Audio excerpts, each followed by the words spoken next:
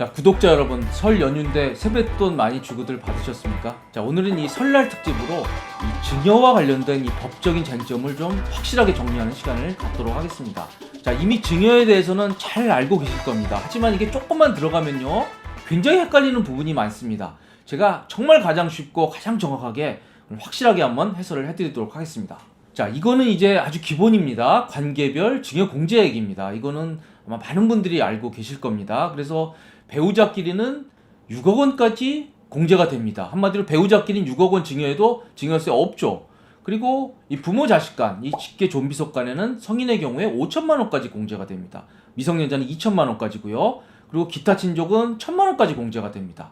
자, 그럼 여기서 이런 질문 나오죠. 남남은 얼마 공제해 주느냐? 남남은 공제 없습니다. 남남은 그냥 바로 저세율이 적용이 됩니다. 저 증여세율표인데요. 그래서 1억 원 이하에서는 10%, 5억 원 이하에서는 20%, 그리고 액수가 들어갈수록 30%, 40% 이렇게 늘어나는 누진세 구조를 가지고 있습니다. 자, 너무 쉽죠? 그런데 이게 조금만 들어가면 정말 복잡해집니다. 자, 증여세 철칙, 제가 이렇게 세 가지로 이름을 붙여봤는데요. 우선 첫 번째, 10년이라는 숫자가 굉장히 중요합니다. 아까 설명드린 이 증여공제에서는요, 무조건 10년 내의 것만 합산을 하게 되어 있습니다. 즉, 증여일로부터 소급해서 10년 이내에 또 증여한 사실이 있으면 그거는 합산을 하게 됩니다. 이 얘기는 뭐냐? 10년을 벗어나면 합산을 안 한다는 얘기입니다. 그래서 아까 부부간에 6억 원까지 공제가 가능했죠. 그런데 6억 원을 공제해주고 10년 1개월이 된 시점에서 또 6억 원을 증여해준다 하면 그때도 증여세가 없습니다. 왜요? 10년이 지났기 때문에요.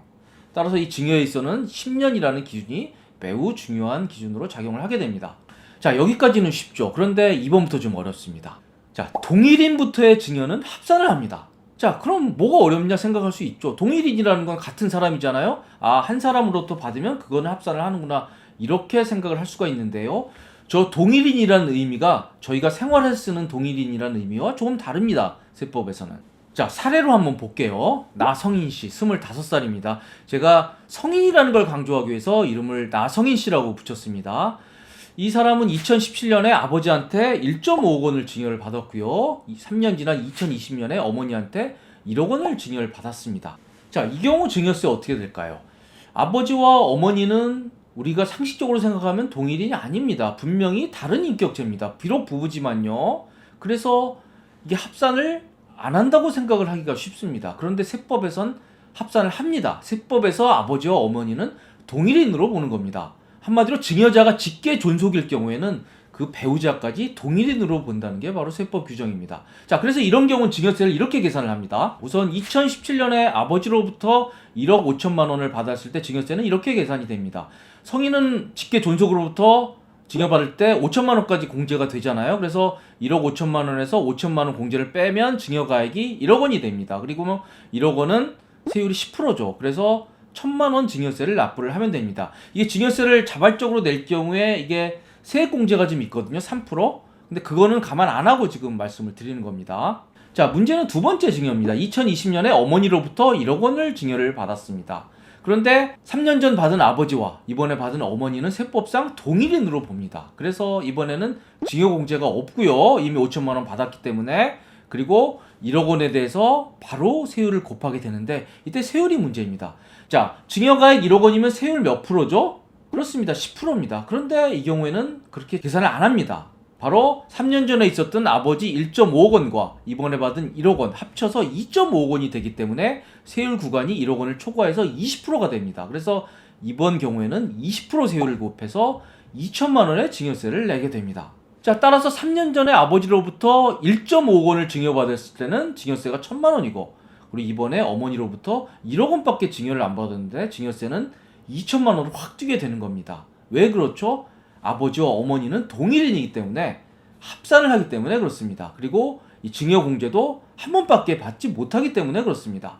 자, 아무튼 정리해서 말씀드리면 증여일로부터 소급해서 10년 이내에 증여받은 사실이 있다 그러면 그건 합산을 하고요. 이때 합산은 동일인만 합산을 합니다. 그런데 동일인은 이 직계 존속의 경우에는 배우자까지 포함한다. 즉 아버지와 어머니로부터의 증여를 다 포함해서 10년 이내는 다 합산해서 증여세 세율을 정한다. 이렇게 보시면 되겠습니다. 그리고 증여 공제 받는 것도 역시 합산이 됩니다. 결국 이 얘기는 뭐냐? 아들한테 증여를 하면서 이 증여세를 줄이기 위해서 엄마가 일부 증여하고 아빠가 일부 증여하는 것은 아무런 도움이 되지 않는다. 이런 결론이 되겠습니다. 자, 그럼 이런 경우 한번 보겠습니다. 나성희 씨는 아버지로부터 3년 전에 1억 원을 증여를 받았네요. 그런데 이번에는 어머니가 아니네요. 할머니로부터 1억 원을 증여를 받았습니다. 아버지로부터 받고 할머니로부터 받았습니다. 이럴 경우에도 증여세가 합산이 될까요? 자, 아버지나 할머니나 다 뭐죠? 직계 존속입니다. 자, 그러면 이 직계 존속이기 때문에 합산이 될 것 같죠? 그런데 이 경우는 안 됩니다. 합산 안 합니다. 이 직계 존속의 경우에는 제가 뭐라고 말씀을 드렸죠? 배우자끼리만 합산을 한다 그랬죠. 아버지와 할머니는 비록 피를 나눈 사이지만 배우자는 아니거든요. 그래서 아버지와 할머니는 동일 눈으로 안 봅니다. 합산 안 합니다. 그래서 아버지로부터 받았을 1억 원에 대해서도 10% 세율이 적용되고 이번에 할머니로부터 받은 1억 원도 역시 10% 세율이 적용이 됩니다. 자, 그런데 더 헷갈리는 건 그 다음입니다. 자, 아버지로부터 3년 전에 1억 원 받았을 때요. 아마 분명히 나성희 씨는 5천만 원 공제를 받고 5천만 원에 대해서 10%를 곱해서 500만 원 증여세를 납부를 했을 겁니다. 그런데 이번에 할머니로부터 1억 원을 증여를 받잖아요. 그런데 아버지와 할머니는 동일으로 안 보기 때문에 이번에도 5천만 원 공제를 받을 것이다. 이렇게 생각하기가 쉽습니다. 근데 또 그거는 안 됩니다. 한마디로 이 증여 공제는 또 아버지와 할머니라 그래도 합산을 한다는 겁니다. 이 증여 공제는 이 그룹별로 합산을 하게 돼 있습니다. 아버지와 할머니는 비록 배우자는 아니지만 이 직계 존속군에 있거든요. 이 직계 존속군에 있는 사람에 대해서는 이 증여 공제를 합산을 하게 돼 있습니다. 그래서 아버지로부터 이미 3년 전에 5천만 원 공제를 받았기 때문에 이번 할머니로부터의 증여는 비록 세율은 10%지만 증여 공제 5천만 원 받을 수 없다. 이렇게 기억을 하시면 되겠습니다. 좀 헷갈리시죠? 자, 세 번째 사례도 보겠습니다. 이번엔 여성분입니다. 자, 나성희 씨는 시아버지로부터 1억 원을 증여받았고요. 시어머니로부터 1억 원을 증여를 받았습니다. 자, 이 경우도 증여세를 계산할 때 합산을 할까요? 자, 상식적으로 생각을 해보면요. 아까 제가 배우자끼리는 계속 동일인으로 본다고 했죠. 시아버지와 시어머니는 배우자입니다. 그래서 1억 원과 1억 원을 합산을 할 듯 보입니다. 그런데 그럴까요? 아닙니다. 합산 안 합니다.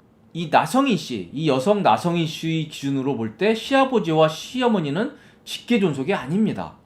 아까 배우자를 합산하는 건 오로지 직계 존속인 경우만 그렇습니다. 하지만 이 주부 나성희 씨 입장에서 시아버지와 시어머니는 직계 존속이 아니고 기타 친족이 되겠습니다. 그래서 기타 친족의 경우에는 배우자 합산을 안 합니다. 각자 따로따로 보게 돼 있습니다. 자, 그런데 기타 친족은 증여 공제가 좀 작죠. 1,000만 원입니다. 자, 따라서 이 경우에는 합산을 하지 않고 시아버지로부터 받았을 때도 10% 세율이 적용되고 시어머니로부터 받았을 때도 10% 세율이 적용이 됩니다. 이게 남자의 경우엔요, 장인 장모로부터 증여를 받을 수 있습니다. 이것과 같습니다. 그래서 장인 장모로부터 각각 증여를 받아도 그건 합산을 안 하고요. 그 각자에 맞는 액수에 따른 세율이 적용이 되게 됩니다. 자, 그런데 헷갈리는 건 또 공제입니다. 아까 아버지로부터 증여받고 할머니로부터 증여받을 때 이 증여 가액은 합산이 안 되지만 공제는 한 번밖에 못 받는다고 말씀을 드렸죠. 근데 이 경우에도 마찬가지입니다. 그래서 시아버지로부터 1천만 원 기타 친족 공제를 받았다 그러면 시어머니로부터 또 공제는 받지 못합니다. 하지만 각자 계산을 하기 때문에 이 경우에는 세율이 각각 10%가 적용된다. 이렇게 기억을 하시면 되겠습니다. 자, 굉장히 헷갈릴 텐데요. 제가 표로 다시 한번 정리를 해보겠습니다. 자, 보통 증여를 받는 게 부모님으로부터 증여받는 경우가 많습니다. 그래서 직계 존속으로부터 증여를 받을 경우에는요, 우선 10년간 합산을 하고요. 이때 합산은 동일인만을 합산을 하는데 이 동일인은 직계 존속에서 배우자까지를 포함한다. 그래서 아버지와 어머니로부터 받은 것은 합산을 한다. 그리고 할아버지와 할머니로부터 받은 거는 합산을 한다. 하지만 아버지로부터 받고 할머니로부터 받은 건 합산 안 한다. 왜요? 아버지와 할머니는 배우자 아니거든요. 그래서 이렇게 생각을 하시면 되고, 그리고 직계 존속으로부터 증여를 받을 때 이 공제의 한도는요, 이 그룹별로 합산을 합니다. 그래서 이 직계 존속군, 아버지, 어머니, 할머니, 할아버지로부터 증여를 받을 때 받은 공제를 다 합산을 합니다. 따라서 아버지로부터 증여를 받을 때 5천만 원 공제를 받았다고 하면 이 할머니나 할아버지로부터 증여를 받을 때 또 공제는 받지 못합니다. 이건 그룹별로 합산이 되기 때문에 그렇습니다. 그리고 기타 친족의 경우에는 주로 이제 시아버지, 시어머니로부터 증여를 받거나 장인 장모로부터 증여를 받을 때를 말씀드리는 건데요. 이럴 경우에는 배우자라 그래도 합산을 하지 않습니다. 왜요? 법에 그렇게 돼 있습니다. 그래서 시아버지, 시어머니, 장인 장모 다 별도로 봅니다. 세율은 그래서 조금 낮게 될 수가 있고요. 대신 공제 한도는 합산을 합니다. 공제 한도가 좀 낮죠. 기타 친족은 10년에 1,000만 원인데 딱 이 그룹별로 다 합산을 하기 때문에 뭐 시아버지로부터 1,000만 원 공제를 받았다 그러면 시어머니로부터 증여받을 때는 더 이상 공제는 받지 못한다. 이렇게 기억을 하시면 되겠습니다. 자, 그런데 요 말씀드린 겸에 이 기타 친족과 관련돼서 또 중요한 부분 하나를 설명을 드리도록 하겠습니다. 자, 시아버지, 시어머니 그리고 장인, 장모는 기타 친족이기 때문에 공제 액수가 좀 작죠. 10년에 1,000만 원인데요. 하지만 이게 이 사전 증여와 관련해서 조금 유리한 측면이 있습니다. 뭔 얘기냐면요. 이 망자가 돌아가시기 전에 이 상속세가 걱정이 돼서 미리 좀 사전 증여를 하는 경우가 있습니다. 그런데 이게 큰 효과가 없는 경우도 있죠. 사전 증여를 한 뒤에 10년을 못 견디고 돌아가시면 이 사망일로부터 10년을 소급해서 증여한 것들은 이 상속세에 합산이 됩니다. 그럴 경우에는 상속세 절감에 도움이 안 되죠. 물론 10년이 지나면 합산을 안 하니까 그건 도움이 될 수 있고요. 그런데 바로 이 기타 친족은 이 사전 증여와 관련해서 직계 존속은 10년을 합산을 하는데요. 이 기타 친족은 딱 5년만 합산을 합니다. 이게 굉장히 유리한 요소입니다. 그래서 뭐 시아버지나 시어머니로부터 사전 증여를 받고 그리고 시아버지, 시어머니가 5년을 넘겨서 돌아가신다 그러면 그거는 상속에 포함을 안 시킵니다. 합산을 안 합니다. 그래서 이 세무사들이 이 상속 증여 걱정되면 이 며느리나 또는 사위를 활용해서 사전 증여를 하라는 충고를 자주 하는데요. 바로 이런 이유 때문에 그런 충고가 나오는 겁니다. 자, 저희는 지금까지 이 증여와 관련해서 정말 헷갈리고 좀 어려운 부분에 대해서 확실하게 한번 정리를 해봤습니다. 지금까지 도움이 되셨다면 구독과 좋아요 꼭 부탁드리겠습니다. 시청해주셔서 감사합니다.